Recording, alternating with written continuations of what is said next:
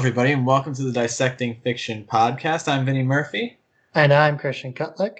And today on the podcast, we're going to do another one of our seasonal Halloween specials. Yes, this time we're doing children's movie. I think you had a more specific name for the topic. Yeah, I don't know. I feel like children's is restricting, so I'll go family, right? Yeah, you said family, but they're kind of in the same category, but family is more nicer. It's a broader term. Yeah, and I think it allows for the films to be a little, children's films, generally if they say it's a children's film, you got to watch out for it. You always want to look for family films. Yeah. I'll start right off the gate with one that people probably would think would be my top choice, and that's going to be Hocus Pocus from 1993. That's directed by Kenny Ortega, who really got his career started in film as a choreographer. Used to be used by John Hughes quite a bit. But prior to Hocus Pocus, he had done Newsies, which did not do incredibly well for Disney, but holds up pretty well now. And then he also worked on the smash hit High School Musical, triumphed over its television movie status. Produced by David Kirshner, Stephen Haft, screenplay by Mick Garris, who a lot of horror fans will know, kind of all over the place, maybe at this point best known for being the creator of Masters of Horror. The story was written by Kirshner and Garris together. Kirshner, to clarify, mostly a producer, but did do a lot of work in television where he created a lot of concepts. Pirates of Darkwater being one that stood out to me. And Neil Cuthbert also worked on that screenplay. It's funny you picked Hocus Pocus because I almost picked that one. I think it's almost a given. This is funny because if my fiance listens to this episode, she listens to all of them. No, she doesn't. She listens to all of them. She will make fun of me because I never really want to watch this movie around Halloween. And the reason for that is when I was a kid, I didn't watch a lot of kids horror movies. I had the general rule in the household that if it was on basic cable, I could watch it. So I used to watch edited horror movies more. And it kind of took me a while to appreciate this one. Because at the time I wasn't super interested in it. I had friends who were really into it. It's kind of an interesting balance. And what I really like about it is it does what sort of classic Disney really does, which is we're never going to go too far, but we are going to touch upon, a little bit darker themes, a little more serious. Death is not all out of bounds. And I think those are the types of stories that kids relate to better. It's not like kids have blinders on all the time. They get the real world, but having a nice balance of levity and the fact that, this is a fairly scary premise with three witches coming back to, kill people to supply their youth. They do a really good job of not making it too stupid. I don't know how else to put it. Well, it's weird because Disney was kind of they didn't really want to talk about this film for a while. They'd rather talk about Halloweentown and things like that. But that recently changed because there was a lot of nostalgia for this film. I think it's a really fun film. I like how they designed the witches. And then, like you said, I like how they're not afraid to, touch on more darker subjects like death, things like that. And even murder. But I also like how it's shot too. It has that very 90s vibe too, where everything's really dark as well. We talked a little bit about that with our Teenage Mutant Ninja Turtles thing. That was kind of a general style at the time for cheaper movies. Yeah, and it works. It's just that's another part of it is it almost looks like a horror movie because it's not trying to push past that reality. There's a lot of really nice work done both on sets and on location in it. As far as that goes, it's a pretty movie. I think Kenny Ortega might be a little underrated as a director in that sense. It just feels good the entire film, and no, it never goes too far overboard, but one that you definitely can enjoy, especially if you're just looking for something to watch. Yeah, exactly. It's a really fun film. I still fondly watch it every October.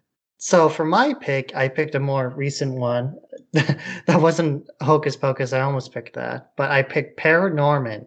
ParaNorman because this movie tends to get overlooked quite a lot. It's a stop motion kind of Halloween film, and it's often overshadowed by the likes of Caroline and Night Before Christmas. I didn't pick Night Before Christmas because we already talked about that last year. So this year I want to talk about ParaNorman. ParaNorman is directed by Sam Fell and Chris Butler. Both of them are mostly associated with Laika Studios, which is a more recent stop motion animation studio in Portland, Oregon. And this film is kind of surprising in that it too is not afraid of talking about more darker subjects. The zombies in this film are pretty intimidating, I would think. I mean, they're not as scary as, like, Day of the Dead or something like that, but they do have a certain sense of danger to them, which is pretty shocking in a kid's movie. A lot of times there's not a whole lot of tension going on. And it also has a great final scene in that it's about the zombies are less about, you know, uh, social commentary, but is more relatable for a kid in that it's about like bullying and feeling isolated and things like that. And it creates a really poignant film in the long run. Yeah, it's a definitely enjoyable film. I think it's, catching the end of that wave kind of created by the Corpse Bride, where they felt like that kind of aesthetic was marketable again for a little while. That happens every once in a while, basically. That's when Tim Burton comes out of his hibernation and starts to produce some new projects. Yeah, it is not dissimilar to Hocus Pocus. It never goes too far, but it also doesn't pull back from its horror elements, and I think that's huge in how successful it is on screen.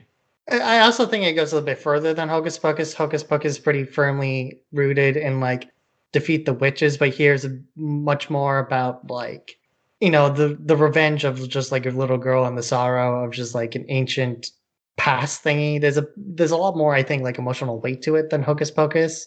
I think Hocus Pocus is a bit lighter to watch, which makes it a bit more fun. But ParaNorman, I think, also plays a lot with the zombie genre as well as it moves forward. And it kind of adds ghosts and stuff to it. And I like ghost stuff. And it did do pretty well at the time. Laika was really hot coming off of Coraline. It does almost double its budget.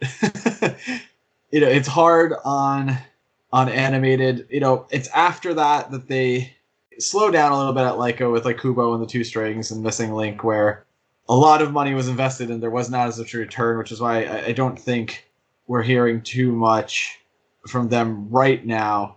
Missing Link was a big hit. Was a big shot to them, I should say, not a big hit. Yeah, I was like, no, we did not do it. It is an interesting thing where, that type of style can catch on for a little while and then it always seems to kind of like fade. But who knows? That was almost 10 years ago at this point. Maybe it'll come back up. I think so. They're supposed to be doing a Chicken Run 2, which I don't think anyone fucking asked for, but, Remember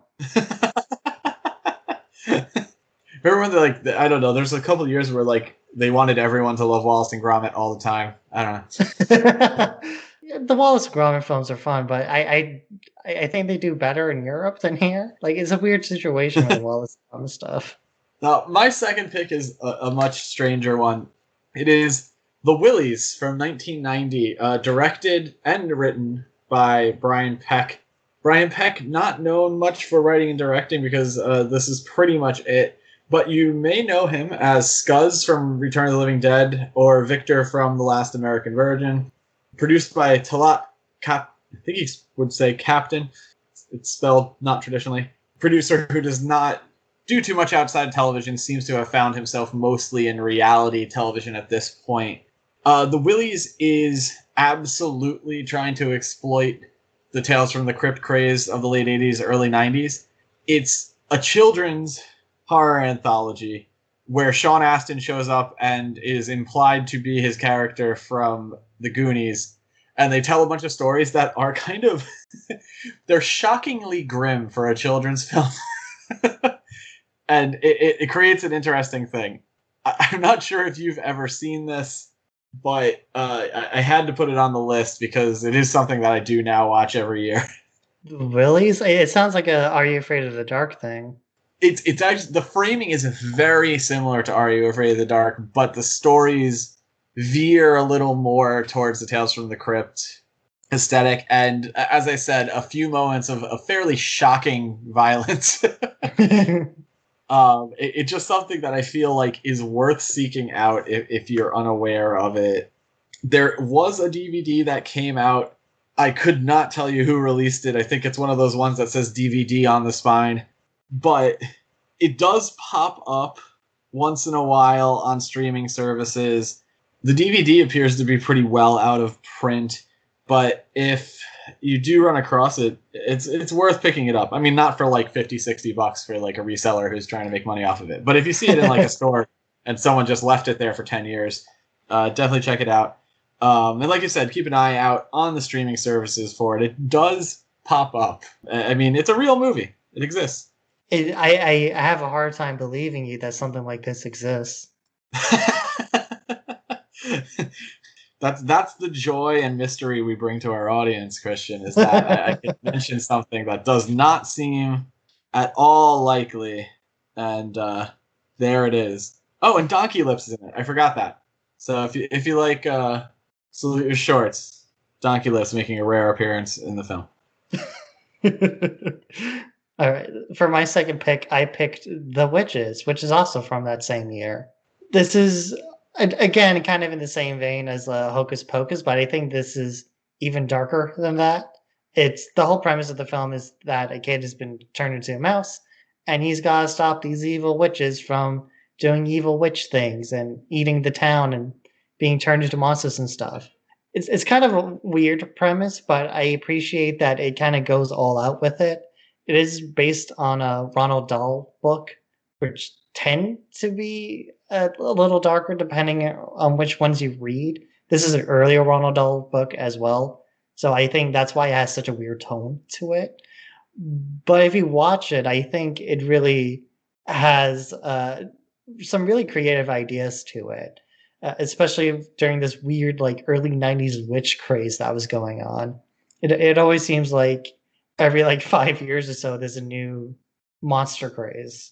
Yeah, there's a rotation. I mean, we just came out of our zombie phase. I wonder what the next big one's going to be. I mean, with Invisible Man doing really well, maybe it's going to be science monsters again. The zombie craze felt like it lasted 20 years, though. Walking Dead is still on the fucking air. Yeah. It's actually going to come up a little bit in one of our other Halloween specials this year. But The Witch is also directed by Nicholas Roeg, who directed Don't Look Now, which is one of the movies we covered in Unstable Reactor. So interesting pedigree on that. I'm sure it's quite visually interesting. I have seen it, but I will be honest, it's been so long since I've watched it, I really couldn't comment competently on it. It's one of those early like B movies that kind of get lost in the shuffle as well. It's referenced from time to time, but it's usually only that like very final scene where the witches are having this big like covenant ball going on. But yeah, it is visually interesting like that. I think like the way they style everything like that is cool. It's not as campy as Hocus Pocus, where they have big poofy Victorian outfits. This one's I think a bit more subtle in its approach and makes it cooler. And that book is has been readapted, and a new adaptation is going to debut on HBO Max. Perhaps it will have already debuted by the time this episode is up. Well, that brings us to the end of our family suggestions here. I think it's really funny that both of us basically were like, yeah, we want you to show the thing to your family that like kind of gets a little more violent than you expect. Like children's horror movies are so weird though, because either like it's not scary at all or like it is scary. Like either you get something like Monster House or you get something like Witches. Yeah, I guess, if we're judging it on how effective it is, it has to be a little scary, right? Yeah. Well, thank you for listening. We really do appreciate it. Be sure to check us out on all of our social media. Just type in Dissecting Fiction into Google, and whatever social media you're looking for should pop up. We're on YouTube or on most major podcast platforms, including that brand new Amazon service just changed a bunch. That's pretty cool if you want to check that out. I swear they're not paying me. I'm just saying that it is really well designed. But as always, if you are looking for any toys, collectibles, check out ToyStoreGuide.com. They're going to lead you to some great local small businesses. Support as many small businesses as you possibly can during this time. As it is, I don't know. It seems like the economy is getting a little better, but still, every one of those businesses needs your patronage. Christian, you got anything else this week? Check out Fearscape. Fearscape is a Vault comic book. Vault Comics being the producers behind Black Stars Above, and Fearscape being kind of a weird Sandman Halloween thing they kind of did about story characters coming to life and trying to kill their authors and stuff. And they recently announced a new prequel, and I think that's coming out soon. And you should check out Fearscape. It's a really cool book that is pretty underrated. Yeah, and Vault, along with a lot of the sort of new wave of indie publishers, a lot of those books not only picking up in interest, but picking up in value. So a worthy investment to look at any of those books. But I think that's it for this week. I'm Vinny Murphy. And I'm Christian Kutlick. And we'll see you next time.